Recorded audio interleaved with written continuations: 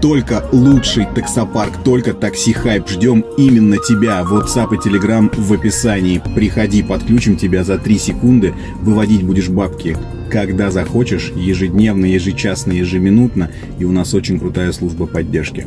Жду. Пиши. День добрый, Лиговский. Здрасте, да.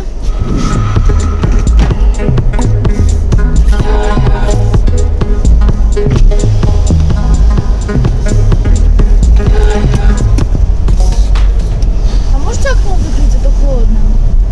Холодно. А сейчас лучше налево надо повернуть. Да, Так. потому что направо тупик. Понятно. У меня показывает в машине, что за бортом 21 градус. Вам холодно, да? Не, ну не вопрос, я закрою. Холодно, да. Хорошо. У меня есть подогрев задних сидений. Хотите? Можете включить подогрев задних сидений. Нет, не надо. Значит, получается, меня навигатор неправильно ведет. Вы тогда мне сами говорите, как нам выехать на Бухарестскую улицу. Налево здесь? Ну, сейчас уже налево. Угу.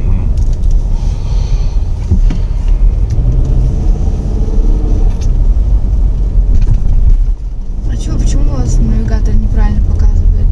Ну, он не у меня неправильно показывает. Он, если показывает неправильно, то у всех. Просто вы делаете акцент на то, что именно у меня он неправильно показывает. Но это не так. Ну, то есть он как показывает, так и показывает. Это же программа. Это же не я ее рисую. Не я составляю маршрут. Составляет программа. Понятно. Вы можете при посадке указать, ну или сами можете сказать, давайте поедем так, как я скажу. Если это там будет не кругами, вензелями через Москву, то мы можем поехать именно как вам нужно. Я не против. Ясно, ясно.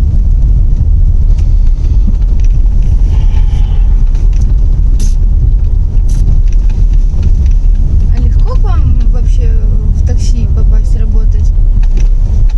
Всех берут? А вы с какой целью интересуетесь? Хотите по такси пойти работать? Нет, мне просто интересно. Ну, вообще не сложно, нет. Нужно только права со стажем пару лет и глаза. Глаза на... чтобы они спереди были, а не на затылке. Ну, понятно. А, ну еще нужно обладать, забыл совсем очень важное качество, нехилой стрессоустойчивостью.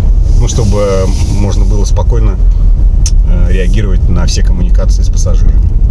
И что, вы спокойно реагируете? А по мне незаметно сейчас, что я спокоен Пока и непонятно. ровно разговариваю с вами. Ну, то есть, абсолютно. Ну, сначала все такие вежливые, А потом что? потом мало ли что. Мало ли что. Ну, хорошо. А у вас были примеры? Ну, типа что? Ну, я случалось? видела в интернете. На выход! Все, сука, блядь. Я фигею, блядь, чума, блядь. Накачала себе вафельницы свои, блядь. Видели в интернете. Да. Знаете, я не знаю, В насколько... Инстаграм выкладывают часто, как там разговаривают таксисты обычно. Я не знаю, насколько вам хватит вашего образования, чтобы понять параллель, которую я сейчас проведу. Но помните, может быть, не помните, как было в «Собачьем сердце». Профессор Браменталь говорит, что прочитал там какую-то статью в газете, а Преображенский говорит ему: упаси вас Боже читать советские газеты, особенно перед обедом.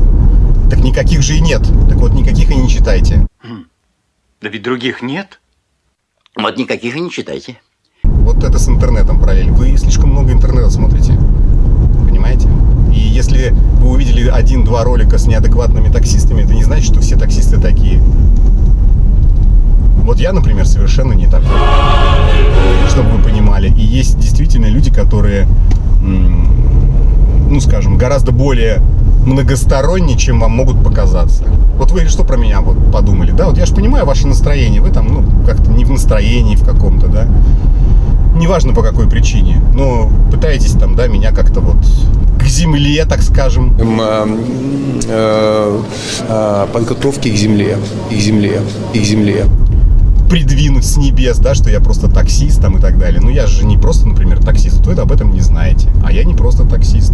Я, например, тот редкий случай, когда я занимаюсь еще очень много какими разными делами. Например, я веду собственный бизнес, да, у меня, например, есть свой таксопарк. Это во-первых. А во-вторых, с недавнего времени я начал, правда, уже почему-то в конце сезона, но потому что так получилось, строить коттеджи. Я занимаюсь строительством коттеджей. И чтобы вы понимали, помимо всего прочего, я самообразовываюсь каждый день практически. Вот. И у меня нет свободного времени. А если оно есть, я его занимаю теми вещами, которые в будущем помогут мне стать лучше, богаче и красивее. Про красивее я имею в виду походы в фитнес-клуб. Я достаточно, так скажем... Произвели впечатление? Ну, не знаю, вам может быть показаться, что я хотел произвести впечатление, но я хотел вам сказать, что не стоит всех как-то вот под одну гребенку, понимаете? Люди разные есть. В такси работают, ну да. Коттеджный бизнес, он как вообще прибыльный? Коттеджный бизнес? Даже не знаю, вот сейчас вам что сказать по этому вопросу. Опять же, хочется спросить, зачем вы этим интересуетесь? Ну, вообще прибыльный, конечно. Вообще любой бизнес прибыльный, если ты знаешь, как им руководить, как вообще работать в этом бизнесе. Но вы давно там? Я же сказал, я недавно там, но я могу сказать, что входной билет, да, я же не сам с рубанком стою там, да, и это самое... что-то делаю там с молотком. Входной билет в этот бизнес достаточно серьезный, чтобы вы понимали, чтобы начать заниматься строительством коттеджей, нужно иметь определенный капитал изначально. Так вот, он у меня был, что уже говорит о том, что, наверное, я, если вы про деньги, могу себе позволить начать такой бизнес. Вот я так вам отвечу на вопрос, прибыльный или коттеджный бизнес. Я рассчитываю на то, что он будет очень прибыльный. Ну, настолько прибыльный, что, возможно, в следующий раз вы сядете в мою, подчеркну, машину. Это тоже моя машина, чтобы вы понимали. Это не парк, да, конечно, это не парковый автомобиль, это мой личный автомобиль. Что в следующий раз, возможно, вы сядете в какой-нибудь 200, там, не знаю, какой сейчас там вышел, 223, в 225-й Мерседес. Сядете? За, между прочим, этот сейчас новый Мерседес. Ну, если вот именно конкретно к вам, то сяду. Ну, хорошо. Но вряд ли такие машины в такси. Хотя если бизнес, да, наверное. А можно где-нибудь остановиться, я вперед присяду? А что, вас укачивает? Ну, хочется смотреть в окно. Переднее. Я понял. Ну, сейчас подождите тогда секунду. Сейчас мы остановимся там за поворотом. Расскажите мне побольше про свой бизнес. Мне интересно. Понятно. Ну, расскажу. Раз интересно. Ну, можете вот здесь, на светофоре, сейчас я остановлюсь, перескочить, я подвину. Перескакивайте.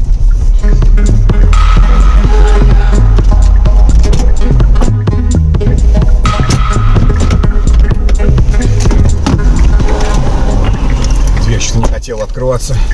Пристегнетесь? Ну ладно, если будет пищать, да? Нет, пищать не будет. Вы сейчас про кого? Про сигнал или про меня? Про сигнал. Ну просто я не знаю, может вы меня имеете в виду. Пищать не будет? Водитель пищать не будет. Ну рассказывайте. Рассказывать. Поподробнее. Поподробнее.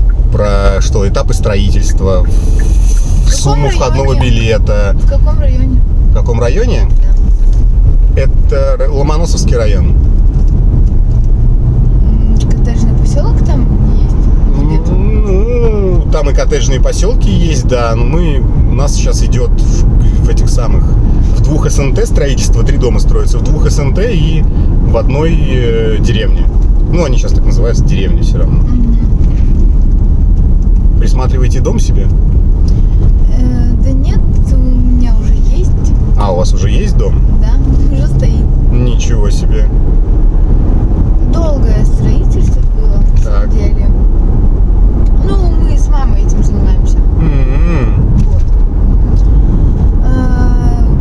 Ну, мы как бы захватили там, у нас участок, получается, 2 в одном. То есть, как бы 2 участка в одном. Мы их объединили. И участок немножко заходил на лес. Вот, то есть, как бы, это же неправильно. Так. И, в общем, мы его не могли оформить очень долго в собственность. Участок сам.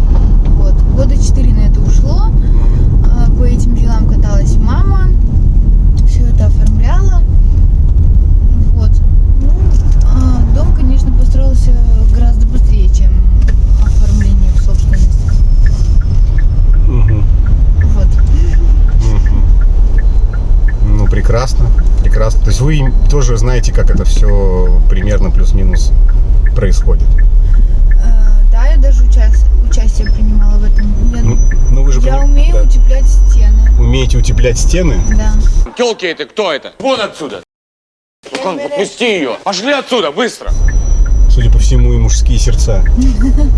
Да? Ну, наверное, со стороны виднее. Да, со стороны вообще все прекрасно видно. Но, знаете, как показывает практика, не нужно останавливаться на достигнутом. Сейчас есть такой дом, потом можно построить дом побольше, потом можно построить дом еще побольше, потом еще побольше, а потом как дворец в Геленджике с аквадискотекой, если вы понимаете, о чем я. Примерно. Примерно. А может мы как-нибудь с вами встретимся вне машины, попьем кофе? Вот это поворот! Вне машины попьем кофе? Ну да, сходим в кафе, может быть. Сегодня вечером или завтра вечером. Приглашаете меня? Да. Знаете, я вынужден отказаться по одной простой причине, что сейчас же осень, вечером дожди обещают. У таксистов так много работы, подчеркну, у таксистов так много работы, что они вынуждены работать. И поэтому я... Вы просто такой какой? симпатичный молодой человек. Это я. Я подумала, почему бы и Почему бы и нет? Я понимаю, поэтому не говорю как есть, что работы много и, к сожалению, не смогу вам составить компанию. Но вы не отчаивайтесь. Таксистов еще много ездит. И через одного бизнесмена, поэтому, возможно, вам будет какой-то еще интересный молодой человек, симпатичный попадется. Даже более симпатичный, чем я, который с удовольствием составит вам компанию, и вы с удовольствием с ним выпьете кофе. Хорошо? Хорошо. Очень жаль, конечно. Ну, знаете, я понимаю, что, возможно, вы, наверное, судя по вашей внешности, не привыкли к отказам, я уверен. Но поймите меня правильно, это ничего личного, это просто работа. Мне нужно просто работать. Хорошо, Да? я поняла. Да, все, счастливо. До свидания. Спасибо вам Пока-пока. большое. Пока. До свидания. До свидания. У вас безнал, да, безнал.